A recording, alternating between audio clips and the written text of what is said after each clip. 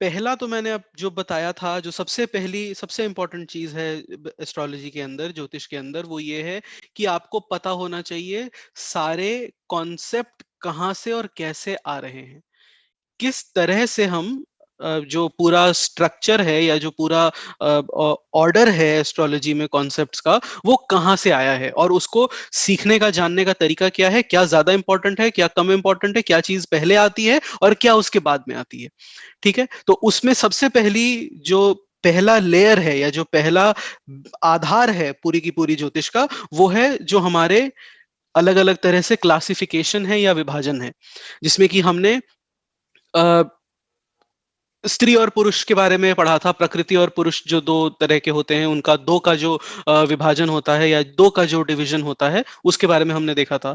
फिर तीन हमने गुण देखे थे, चार हमने दिशाएं देखी थी, पांच तत्व थे, सात हमारे पास ग्रह हैं राहु केतु को छोड़ करके, नौ हमारे पास टोटल 9 ग्रह हो जाते हैं, 12 राशियां हो जाती हैं। इस तरह से करके हमारे पास जो क्लासिफिकेशन है या जो विभाजन है वो इस तरह से होता है। और यहां से ही सारे के सारे कारकत्व और सारे के सारे गुण जो बाद में हम इस्तेमाल करेंगे वो डिराइव होते हैं। ठीक है, फिर दूसरे नंबर पर आता है, इसके जस्ट बाद जो अगला कॉन्सेप्ट आता है वो आता है कारकत्वों का। इन सारे के सारे डिविजन्स को मिला करके या इन सारे के सारे क्लासिफिकेशन को या इन सारे के सारे क्वालिटीज को मिला करके जो हम रिजल्ट निकालते हैं या जो हम निकालते हैं कि किस ग्रह से क्या प्रिडिक्शन दिया जा सकता है, वो कारकत्व इनसे बनता है। ठीक है, तो शुक्र के क्या कारकत्व हैं या किसी राशि के क्या कारकत्व हैं, ये सारा जानने के लिए उनका पहले डिवीजन जानना पड़ेगा, उनका क्लासिफिकेशन जानना पड़ेगा, विभाजन जानना पड़ेगा। उसके बाद हमारे पास कारकत्व आते हैं। कारकत्व के बाद जो तीसरी चीज जो इसको फॉर्म या शेप देती है, जो प्रेडिक्शन को एक ढांचे के अंदर लेकर के आती है, जो बताती है क्या बताया जा सकता है, क्या नहीं बताया जा सकता है, किस कारकत्व पर फोकस करना है, किस कारकत्व के बारे में बात करनी है और कौन सा कारकत्व यहां पर काम नहीं करेगा, वो हो जाता है देश काल पात्र। और इन सब को मिला करके फिर जो आप एनालिसिस करेंगे या फिर जो आप कैलकुलेशन करेंगे, वो आपको जाकर के फाइनल प्रेडिक्शन देती है। ठीक है, तो सबसे ज्यादा इंपॉर्टेंट, सबसे ज्यादा जरूरी है ये जानना कि हमारे डिविजन्स कितने हैं, हमारे विभाजन कितने हैं। और उसमें से हम जो सबसे ज्यादा इस्तेमाल करते हैं या जिसकी सबसे ज्यादा बात होगी वो है हमारे तत्व हो गए और वर्ण हो गया। इसके बाद ग्रहों की और राशियों की तो हम वैसे भी बात करते ही हैं, तो वो तो हमेशा एस्ट्रोलॉजी का पार्ट है। लेकिन जो तत्व हैं और जो वर्ण हैं, इनको ही इस्तेमाल करके अधिकांश कारकत्व आएंगे, ग्रहों के भी, राशियों के भी, सारे के सारे। और फिर देश काल पात्र की तो हमने बहुत बात पिछले वाले कोर्स में भी की हुई है। और यहां से फिर हमारे फाइनल प्रेडिक्शन आते हैं। तो ये ऑर्डर जानना बहुत जरूरी है और इसी ऑर्डर में, इसी इसी लेयरिंग में सोचना बहुत जरूरी है, वरना प्रेडिक्शन कैसे दिया जाता है वहां पर आपको कंफ्यूजन हो जाएगी। यही ऑर्डर है, यही लेयरिंग है, आपको नीचे से चल करके ऊपर बढ़ना है। पहले आपको सारे के सारे डिवीजन देखने हैं, फिर आपको सारे के सारे कारकत्व देखने हैं, फिर देशकाल पात्र देखना है और फिर आपकी फाइनल प्रेडिक्शन वहां पर आ जाएगी। ठीक है, तो ये चार डिवीजन देखना, ये चार लेयर में सोचना और जानना बहुत जरूरी है। और इसके बाद जो बात आती है वो आती है कि हमारे कितने तरह के क्लासिफिकेशन है। तो इसकी हमने बहुत बात की हुई थी। हमारे पास द्वैत यानी कि जो डुअलिटी है वो दो है, स्त्री और पुरुष, जिनसे कि सारे गुण आते हैं, जहां पर हमारे पास शुभ और अशुभ भी है, हमारे पास सौम्य और क्रूर भी है, हमारे पास शुभ ग्रह पाप ग्रह का डिवीजन है, स्त्री है, पुरुष है, पॉजिटिव है, नेगेटिव है, जितना भी द्वैत का डिवीजन है या द्वैत का जो भाग है वो सबसे पहला है। उसके बाद तीन हमारे गुण आ जाते हैं, सत्व, तमस और रजस। उसके बाद चार हमारे वर्ण आ जाते हैं, ब्राह्मण, क्षत्रिय, वैश्य और शूद्र। पांच हमारे पास तत्व हैं, अग्नि, पृथ्वी, वायु, जल, आकाश। 9 ग्रह हो जाते हैं और 12 राशियां हो जाती हैं। इतना डिवीजन, इतना क्लासिफिकेशन तो सबसे इंपॉर्टेंट है, इसके बिना तो आगे बढ़ नहीं सकते।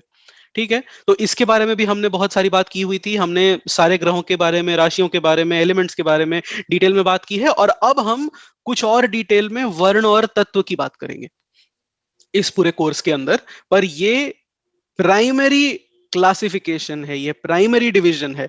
अगर ये पता है आपको, तो ग्रहों की जैसे भी जो भी कैरेक्टरिस्टिक आप डिराइव करना चाहते हैं, जो भी कारकत्व निकालना चाहते हैं, वो सारा का सारा आपका निकल जाएगा। अगर ये क्लियर नहीं है तो उसमें हमेशा समस्या रहेगी, उसमें हमेशा प्रॉब्लम रहेगी। ठीक है, तो ये हमारे पास हो गए डिवीजन। और फिर यहां से सारा कुछ आगे निकल जाता है। प्रकृति के हम दो सबसे इंपॉर्टेंट जो चीज पढ़ते हैं वो है तत्व और गुण। तत्व जो है, तत्व में से ही वर्ण निकल कर आके आते हैं, जिसकी मैं इस वीक और अगले वीक ज्यादा बात करूंगा। और तत्व जो है वो पांच हैं: फायर, वाटर, अर्थ, एयर, स्काई, अग्नि, जल, पृथ्वी, वायु और आकाश। और यहां से हमारे दोष निकल करके आते हैं। आगे हम देखेंगे कि इन्हीं पांच तत्वों में से, जो इस बार मैं एक और बात कवर करूंगा हेल्थ के रिस्पेक्ट से, इन्हीं पांच तत्वों में से सप्त धातु निकल करके आते हैं। और वो जो सप्त धातु हैं वो हमारे पास प्रेडिक्शन देने में बहुत ज्यादा इस्तेमाल होते हैं। खास करके हेल्थ की प्रेडिक्शन देने में सात अलग अलग तरह के धातु हैं जिनसे हम हेल्थ के बारे में सारी प्रेडिक्शन देते हैं और पूरी ओवरऑल हेल्थ की का एनालिसिस करते हैं। वो भी इन्हीं तत्वों से ही निकलते हैं। तो उसके बारे में हम बाद में बात करेंगे। फिर हमारे तीन गुण जिनकी हमने बात की थी, सत्व है, तमस है और रजस है। तो ये हैं, और यही पूरा स्ट्रक्चर है ज्योतिष का या एस्ट्रोलॉजी का। इसके ऊपर सारी इन्हीं से घुमा फिरा के निकाली हुई बात है। फिर आप 1+1 करके 2 बोल दें या 1+3 करके 4 बोल दें, इस्तेमाल वही 0 से 9 के नंबर और एडिशन ही होता है। ठीक है, तो उसी तरह से हमारे पास कॉन्सेप्ट इतना ही है। जानना यह है कि इनका किस किस रूप में इस्तेमाल किया जा सकता है। तो ये हमारे हो गए। इसके बाद हमने पांच जो हम तत्व की बात करते हैं वो हमारे पांच तत्व हो जाते हैं कि हमारे पास अग्नि, पृथ्वी, वायु, जल और आकाश पांच तत्व हैं। अग्नि का स्वभाव रुद्र कहते हैं, या अग्नि को फियर्स या फायरी कहते हैं, जिसमें तेज ज्यादा है, जिसमें गुस्सा ज्यादा है, जिसमें अग्रेशन ज्यादा है। अब मैं आपको इस बार थोड़ी अलग डेफिनेशन दूंगा पांचों तत्वों की, और वहां से आपको थोड़ा और डिटेल में समझ में आएगा कि पांचों तत्वों का इस्तेमाल कैसे किया जाता है। पृथ्वी में आधार है, पृथ्वी में रिजिडिटी है, और पृथ्वी में स्टेडीनेस है, या पृथ्वी दृढ़ है, या पृथ्वी में परिवर्तन नहीं होता, सबसे कम परिवर्तनशील है। वायु जो है, वायु का सबसे पहला और इंपॉर्टेंट पैरेलल होता है प्राण। वायु को प्राण से डिनोट करते हैं, यानी कि जहां से आपकी लाइफ फोर्स आती है। वायु हर तरफ फैल जाता है, वायु में विस्तार और फैलाव सबसे ज्यादा है।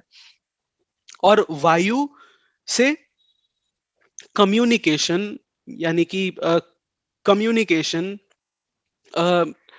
इन इंटरचेंज, किसी भी तरह का फ्लो, किसी भी तरह का बहाव, किसी भी तरह का परिवर्तन, वो सारा का सारा वायु तत्व से डिनोट करते हैं।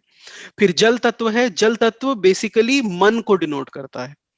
मन मन और मन के अंदर आपकी जो स्थिरता है, किसी भी तरह की लिक्विड का जो बहाव है, उसको पृथ्वी तत्व डिनोट करता है। इमोशंस को, भावनाओं को, व्यवहार को जल तत्व डिनोट करता है। और जल को क्योंकि मृदुल कहते हैं, यानी कि टेंडर कहते हैं, यानी कि जिसमें की सौम्यता होती है, इसीलिए किसी भी तरह के पॉजिटिव इमोशन को, चाहे वो करुणा या कंपैशन हो, चाहे वो दया हो, या कोई भी इस तरह की चीजें हो, वो सारी की सारी जल तत्व से ही डिनोट होती हैं। जल तत्व को लाइफ गिविंग कहा जाता है, मतलब जीवन का आधार कहा जाता है। तो जल तत्व से ही व्यक्ति के मन का और व्यक्ति के जीवन का इवोल्यूशन देखते हैं। जो उसका जीवन है वो किस कहां से निकला है और कहां पे जाएगा। जिस तरह से कि जल का एक बहाव होता है और जल का एक फ्लो होता है, वो कहीं से शुरू होकर के कहीं पर जाता है। जल तत्व से देखते हैं कि व्यक्ति का जीवन कहां से शुरू होकर के कहां पहुंचेगा। और लास्ट हमारा है आकाश तत्व। आकाश तत्व, जैसे कि आप लोगों को पता होगा, राशियों में नहीं होता, सिर्फ बृहस्पति से आकाश तत्व को डिनोट करते हैं। आकाश तत्व में ज्ञान है, आकाश तत्व में ठहराव है, आकाश तत्व में समझ है। लेकिन आकाश तत्व की सबसे बड़ी नेगेटिव क्वालिटी जो है, या सबसे बड़ा दुर्गुण जो है, वो ये है कि आकाश तत्व निष्क्रिय है। आकाश का मतलब होता है खाली जगह, ब्लैंक स्पेस या वैक्यूम, यानी कि जहां पर कुछ भी नहीं है। ना धरती है, ना वायु है, ना अग्नि है, ना जल है। तो जब कुछ भी नहीं है, प्रकृति का कोई भी उसमें गुण नहीं है, प्रकृति का कोई भी एक्सप्रेशन नहीं है वहां पर, तो वो प्रकृति से कोई भी इंटरैक्शन करने में असक्षम है। ठीक है, तो आकाश तत्व का जो सबसे बड़ा गुण होता है वो ये है कि आकाश तत्व के पास शरीर नहीं है। आकाश तत्व के पास कोई भी मैनिफेस्टेशन नहीं है। आकाश तत्व सही में एग्जिस्ट नहीं करता। रिक्तता को ही आकाश तत्व कहते हैं, एम्प्टीनेस को ही आकाश तत्व कहते हैं। कुछ ना होना ही आकाश तत्व का प्रेजेंस है। ठीक है, तो आकाश तत्व का जो गुण है, और आकाश तत्व क्योंकि बृहस्पति से डिनोट होता है, तो बृहस्पति का जो गुण है वो ये है कि आकाश तत्व और बृहस्पति दोनों के दोनों पूरी तरह से निष्क्रिय हैं। जो मैंने पिछले कोर्स में बताया होगा, या हम जैसे भी हॉरोस्कोप देखते हैं, अगर आपको याद हो, जो हमने बृहस्पति के बारे में बात की थी, बृहस्पति की दृष्टि, बृहस्पति का इन्फ्लुएंस किसी और को शुभ करने पे मजबूर करता है, किसी और को शुभ करने के लिए प्रेरित करता है। बृहस्पति की दृष्टि को सबसे ज्यादा शुभ मानते हैं, बृहस्पति को सबसे ज्यादा बेनिफिक प्लैनेट बोलते हैं हॉरोस्कोप का, क्योंकि उसका प्रभाव जो है वो किसी और को पॉजिटिव रिजल्ट दे रहा है। बृहस्पति की दृष्टि पड़ी वीनस पे तो वीनस इंप्रूव हो गया, बृहस्पति की दृष्टि पड़ी सेवंथ हाउस पे तो सेवंथ हाउस इंप्रूव हो गया, टेंथ हाउस पे पड़ी तो टेंथ हाउस इंप्रूव हो गया। बृहस्पति का अपना कोई रिजल्ट नहीं होता। अपने आप में बृहस्पति सबसे ज्यादा निष्क्रिय प्लैनेट है, अपने रिजल्ट बृहस्पति देता ही नहीं है। ठीक है, इसीलिए सबसे कम ग्रोथ की अगर, या सबसे कम परिवर्तन की अगर कोई दशा है, सबसे कम चेंज की अगर कोई दशा है, तो वो बृहस्पति की दशा है। बाकी सारी की सारी दशाएं आपको रिजल्ट दे के जाएंगी, प्लस में देके जाएं, माइनस में देके जाएं। बृहस्पति की दशा का सबसे बड़ा गुण यह है कि जब तक बृहस्पति के अलावा या बृहस्पति पे प्रभाव किसी और ग्रह का नहीं हुआ, कोई और रिजल्ट देने वाला नहीं है, तो बृहस्पति अपने रिजल्ट नहीं देता। बृहस्पति ग्रोथ नहीं देता है, बृहस्पति किसी दूसरे ग्रह से ग्रोथ दिलवाता है। बृहस्पति की दृष्टि पड़ गई सेकंड हाउस पे, अब सेकंड हाउस ग्रो करेगा। बृहस्पति अगर सेकंड हाउस से रिलेट कर जाए, तो बृहस्पति की महादशा या अंतरदशा या बृहस्पति का वहां पर होना सेकंड हाउस को ग्रो नहीं करवाएगा। ठीक है, तो बृहस्पति क्योंकि अपने में ब्राह्मण प्लैनेट भी है जो आपको पता होगा, और आकाश तत्व भी है, बृहस्पति का कर्म से कोई लेना देना नहीं है। इसीलिए बृहस्पति मकर राशि में नीच का होता है, क्योंकि बृहस्पति को कर्म से कोई लेना देना नहीं है, कर्म से बृहस्पति का कोई भी वास्ता नहीं है। और बृहस्पति की उच्च राशि है कर्क राशि, यानी कि मन की राशि, चंद्रमा की राशि। तो कर्क राशि में बृहस्पति उच्च का हो जाता है। मन के बारे में जितने रिजल्ट हो बृहस्पति दे सकता है, ज्ञान के बारे में जितने रिजल्ट हो बृहस्पति दे सकता है, लेकिन बृहस्पति अपने में कंप्लीट निष्क्रिय प्लैनेट है, कंप्लीटली इनर्ट, जिसका कोई रिजल्ट होता ही नहीं है जब तक कोई और ग्रह वहां पर इन्वॉल्व ना हो जाए। और यही गुण है आकाश तत्व का। जब भी आकाश तत्व की बात आएगी, सारे के सारे रिजल्ट जीरो हो जाते हैं। वहां पर किसी भी रिजल्ट को देने के लिए, कोई भी तरह का प्रभाव मिलने के लिए, बाकी चार में से एक एलिमेंट का प्रभाव होना बहुत जरूरी है, फिर उस एलिमेंट की तरह या उस तत्व की तरह प्रभाव मिलता है। ठीक है, तो इस पे मैं आगे आपको और डिटेल में एक्सप्लेन करूंगा कि ये क्यों और कैसे है, और किस तरह से एलिमेंट का इस्तेमाल करते हैं। पर इतनी बात थी जो हमने पिछले कोर्स में लगभग बात की थी तत्वों के बारे में। तत्व से आगे आ जाएंगे तो हमारे पास चार वर्ण मिलते हैं, ब्राह्मण, क्षत्रिय, वैश्य और शूद्र। ब्राह्मण का है जो कर्तव्य है और जो जो दिशा है वो ज्ञान के तरफ है। इसलिए ब्राह्मण को कहते हैं कि परमात्मा के सर से निकला है ब्राह्मण, पर परमात्मा के सर से या हेड से या ब्रेन से जिसका जन्म हुआ है वो ब्राह्मण वर्ण है। ठीक है, तो इसका इंक्लिनेशन जो है वो ज्ञान के तरफ है, लर्निंग के तरफ है। स्किल और एक्सपर्टीज का, किसी भी तरह की लर्निंग का सबसे हाईएस्ट लेवल जो है वो ब्राह्मण में होता है। लेकिन ब्राह्मण का सबसे बड़ा अवगुण जो मैंने अभी बृहस्पति के लिए बात की वो ये है, क्योंकि यहां पर दिमाग या मन या ज्ञान प्रधान हो जाता है, तो कर्म की वैल्यू खत्म हो जाती है। जैसे ही माइंड या नॉलेज या लर्निंग या ब्रेन इंपॉर्टेंट हो गया, वैसे ही फिजिकल कर्म की या किसी भी तरह की एक्टिविटी रिड्यूस हो जाती है, क्योंकि फिर व्यक्ति मन से काम लेगा, शरीर से नहीं। ठीक है, तो ब्राह्मण वर्ण की सबसे ज्यादा नेगेटिव क्वालिटी जो है वो ये है कि कंट्रीब्यूशन कुछ नहीं है। जब भी ब्राह्मण वर्ण एक्टिव होता है, जब भी ब्राह्मण वर्ण का लग्न हो जाए, ब्राह्मण वर्ण का ग्रह लग्न को प्रभावित करे, तो व्यक्ति के कर्म करने की टेंडेंसी खत्म हो जाती है। व्यक्ति ज्ञान की तरफ जा सकता है, कर्म की तरफ नहीं जाएगा। अचीव करने की टेंडेंसी वहां पे नहीं रहती है, कुछ कंट्रीब्यूट करने की टेंडेंसी वहां पे नहीं रहती है। जो हो रहा है होने दो, जो चल रहा है चलने दो, जो जैसा है वो वैसा है। ठीक है, दूसरा जो परमात्मा के हाथों से जो दूसरा वर्ण निकला था, आर्म से, वो है क्षत्रिय। तो क्षत्रिय की सबसे ज्यादा कर्म करने की टेंडेंसी होती है, क्योंकि क्षत्रिय का जन्म ही परमात्मा के हाथों से हुआ है। तो प्रोटेक्शन हो, एडमिनिस्ट्रेशन हो, रूलिंग हो, कम्युनिकेशन हो, बैटल हो, युद्ध हो, इन सारी तरह की जितने भी अलग अलग तरह के कर्म करने के साधन हैं, उन सारे के सारे में क्षत्रिय वर्ण का इन्वॉल्वमेंट रहता है। क्षत्रिय वर्ण के साथ समस्या यह है कि क्षत्रिय वर्ण में सबसे ज्यादा जो चीज देखी जाती है वो है अहंकार, या वो है ये कहना कि मेरा पोजीशन दूसरों से बेटर है, मेरी अवस्था दूसरों से अच्छी है, मेरा जो पावर है या मेरी जो शक्ति है वो दूसरों से बेटर है। तो ये क्षत्रिय वर्ण की नेगेटिव क्वालिटी हो जाती है। और क्षत्रिय वर्ण क्योंकि कर्म और समाज से फोकस्ड है, कर्म और समाज से रिलेटेड है, तो क्षत्रिय वर्ण का फोकस हमेशा हमेशा समाज पर होता है, दूसरों पर होता है, अपने पे कोई पे कुछ खास नहीं।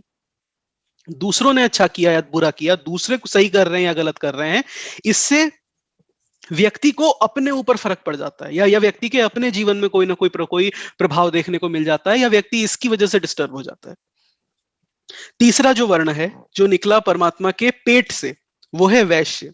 अब पेट है या स्टमक का जो एरिया है, इसके बारे में जो गुण है या क्वालिटी है वो ये कि पेट कभी शांत नहीं होता, या पेट कभी भरता नहीं है। आपने दिन में खाना खाया, शाम को फिर खाने की जरूरत पड़ जाएगी। आपने आज खाना खाया, कल फिर खाने की जरूरत पड़ जाएगी। पेट का जो स्टमक से निकलने का या पेट से निकलने का जो जो तात्पर्य है वो ये है कि वहां पर हमेशा एक्टिविटी चलती रहनी चाहिए, और कभी भी ऐसा नहीं होगा कि अब पेट परमानेंटली भर गया है, अब दोबारा जीवन में खाने की जरूरत नहीं पड़ेगी। हमेशा थोड़ी देर के लिए पेट शांत हो सकता है, लेकिन पेट कभी भी, आदमी का पेट कभी भी तृप्त नहीं होता। शांत हो सकता है, तृप्त नहीं हो सकता। कभी भी ऐसा नहीं होगा कि आपको खाने की दोबारा जरूरत ना पड़े। यही वैश्य वर्ण का गुण होता है कि वो हमेशा बिजनेस और प्रॉफिट की तरफ चलते हैं। हमेशा कुछ प्लस और माइनस होता रहना चाहिए, हमेशा कुछ वृद्धि होती रहनी चाहिए, कुछ आता रहना चाहिए, कुछ एक्यूमुलेट होता रहना चाहिए। उसकी वजह से थोड़ी देर के लिए शांति जरूर मिलेगी, लेकिन फिर से वही ट्रांजैक्शन में, उसी उसी बिजनेस में, उसी कर्म में वो व्यक्ति वापस चला जाएगा। यहां पर इसका कोई अंत नहीं है। ब्राह्मण के लिए है, अगर ज्ञान ले लिया पूरा का पूरा, और अगर मोक्ष मिल गया, मुक्ति मिल गई, तो वहां उसके बाद व्यक्ति को और कुछ नहीं चाहिए। क्षत्रिय के लिए भी है, अगर राज मिल गया, अगर व्यक्ति राजा बन गया, अगर वो सबसे ऊपर, उसने अपने आप को चक्रवर्ती सम्राट बना करके एस्टेब्लिश कर लिया, अब इसके आगे राजा के पास कोई कर्म नहीं है। इसीलिए राजा जो होते हैं, जो आपने कहानियों में पढ़ा होगा कि सारा राजपाट मिल जाने के बाद सन्यासी बन जाते हैं। जब सब प्राप्त हो गया क्षत्रिय को, तो उसके पास और कुछ बचा नहीं है, बजाय इसके कि वो अपना क्षत्रिय ही ना रहे वो, और अब ब्राह्मण बनने की तरफ, जो अगला स्टेप है इवोल्यूशन में, उसकी वो हो जाए, चला जाए। और वैश्य जो है, यहां पर समस्या यह है कि यहां पर कभी भी तृप्ति हो ही नहीं सकती है। आप जितना ऊपर जाएंगे, या आप जितना ग्रो करने की कोशिश करेंगे, या पेट में जितना खाना डालेंगे, थोड़ी देर के लिए वो शांत जरूर हो जाएगा, लेकिन उसके बाद फिर वही डिजायर वापस आ जाएगी, फिर वही भूख वापस आ जाएगी, या जिसको कहते हैं क्षुधा वापस आ जाएगी, जिसका कोई अंत नहीं है, जिसमें से निकला नहीं जा सकता, जो अपने आप में साइकिल है, जो अपने आप में सर्कल है, और जहां से कभी भी छूट नहीं सकता व्यक्ति। यह है वैश्य वर्ण का गुण। और वैश्य वर्ण का जो प्राइमरी आइडेंटिफाइंग, जो पहचान करने वाली जो चीज है, वो ये है कि हानि लाभ का विचार हर चीज के अंदर। ठीक है। और क्योंकि हानि लाभ की बात सबसे ज्यादा होती है, या सबसे ज्यादा महत्वपूर्ण होती है, तो वैश्य वर्ण प्रैक्टिकली सबसे ज्यादा स्किल्ड है, ब्राह्मण से भी ज्यादा, क्षत्रिय से भी ज्यादा। क्योंकि यहां कोई एंड नहीं है। आज अगर एक टेक्नोलॉजी निकाली, कल उससे बेटर निकालनी पड़ेगी, और परसों उससे बेटर निकालनी पड़ेगी, और लगातार ये इवोल्यूशन चलता रहना चाहिए। इसीलिए नॉर्मली भी आप सोसाइटी के अंदर देखेंगे, रिसर्च इंस्टीट्यूट उतने स्किल्ड नहीं होते, गवर्नमेंट इंस्टीट्यूट उतने स्किल्ड नहीं होते, जितनी की एक प्राइवेट कंपनी स्किल्ड होती है। ठीक है। इन दोनों सेक्टर से आगे, जो आपके पब्लिक सेक्टर हो गए, या एजुकेशन सेक्टर हो गए, इन दोनों से भी आगे अगर कोई टेक्नोलॉजी में, या कॉम्पिटेंसी में, या स्किल में चलते हैं, या सामर्थ्य में चलते हैं, तो वो होता है प्राइवेट सेक्टर। ठीक है। क्योंकि यहां कोई ऊपर कुछ रखने वाला नहीं है, कुछ ऊपर कोई लिमिट नहीं है कि यहां तक पहुंचना है, ये अचीव करना है। यहां लिमिट है कि बढ़ते जाना है, बस। आज अगर 10 का 100 हो गया तो फिर 100 का 1000 होना है, 1000 का 10,000 होना है, और बस यही साइकिल चलते चले जाना है। तो प्रैक्टिकली स्किल जितना वैश्य वर्ण के पास है, उतना ना ब्राह्मण के पास होगा ना क्षत्रिय के पास होगा।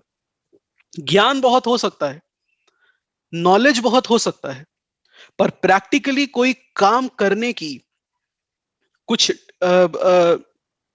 किसी चीज को परफेक्शन से कर लेने की, या किसी चीज को प्रैक्टिकली बहुत ज्यादा इवॉल्व करा लेने की जो टेंडेंसी वैश्य वर्ण के पास है, वो ना ब्राह्मण के पास मिलेगी ना क्षत्रिय के पास मिलेगी। और लास्ट जो हमारा वर्ण होता है वो है क्षूद्र वर्ण, जिसको कहते हैं कि परमात्मा के पैरों से जन्म हुआ था जिसका। तो क्षूद्र वर्ण का सेवा भाव होता है। शूद्र वर्ण का हमेशा जो टेंडेंसी होती है वो ये नहीं होती है कि मैं क्या करूं। बाकी जो तीनों वर्ण है, ब्राह्मण क्षत्रिय या वैश्य वर्ण, इन तीनों की प्रवृत्ति जो है बेसिक, वो ये है कि मुझे क्या करना है। ब्राह्मण को अपने लिए ज्ञान चाहिए, क्षत्रिय को अपने लिए वो चाहिए, सामर्थ्य चाहिए या पावर चाहिए, और वैश्य को अपने लिए धन चाहिए। शूद्र वर्ण की जो सारी की सारी टेंडेंसी है, या शूद्र वर्ण को जो चीज आइडेंटिफाई करती है, वो ये है कि मैं दे क्या दूं दूसरे को, मैं दूसरे के लिए क्या करूं, मैं किसी और व्यक्ति को की किस तरह से सेवा करूं, या मैं किसी और व्यक्ति के लिए किस तरह से डिवोट हो जाऊं, या किसी किसी और व्यक्ति की किस तरह से सहायता करूं। तो ये जो है ये शूद्र वर्ण की पहचान है, इसलिए कहते हैं कि इनका परमात्मा के पैरों से जन्म हुआ है, मतलब सेवा के लिए जन्म हुआ है, सर्व करने के लिए जन्म हुआ है। ठीक है। और इनका अपना जो है वो सिर्फ इतना है कि मेरा सर्वाइवल और मेरी ग्रोथ चलनी चाहिए। यहां कोई ऐसा नहीं है कि मुझे इतना ऊंचा पहुंचना है या इतना पावर अटेन करना है जितना किसी और ने नहीं किया हो। यह भी नहीं है कि इतना ज्ञान चाहिए जितना किसी और के पास नहीं हो, या इतना धन चाहिए जो किसी और के पास नहीं हो, या आज अगर इतना है तो कल इसको मल्टीप्लाई किया जाए। यहां पर ऑब्जेक्टिव यह है कि जितना है उतना पर्याप्त है, या जितना है उतना ठीक है। सरवाइव करने के लिए अगर है तो वो ठीक है, बाकी ये चीज ज्यादा इंपॉर्टेंट है कि किसी को सर्व कैसे किया जाए। ठीक है। इसीलिए डे टू डे लाइफ के अलावा के आगे डे टू डे लाइफ के अलावा कोई और फोकस नहीं है। वहां पर यह भी फोकस नहीं है कि समाज को बेहतर कैसे बनाना है, यह भी फोकस नहीं है किसी नई चीज को रिसर्च या इनोवेट कैसे करना है। इतना है कि हमारा काम चल रहा है, चलना चाहिए, बस हो गया। और बाकी डे टू डे किसी को क्या, किसी के लिए क्या काम या कर्म या परिश्रम किया जा सकता है, वो कोई अगर बता दे तो उतना हम कर लें। ठीक है। यहां पर किसी भी तरह की इवोल्यूशन नहीं है, ना ये इवोल्यूशन कि मुझे कुछ प्राप्त करना है बहुत बड़ा, और ना ये इवोल्यूशन कि मुझे कुछ अचीव करना है जो दूसरों के भी काम आए, या मुझे कहीं पे कुछ भी ऐसा है जिससे कि सोसाइटी या जिससे कि कोई और या जिससे कि समाज ज्यादा इवॉल्व हो। वहां पे सिर्फ normal day to day life से मतलब है।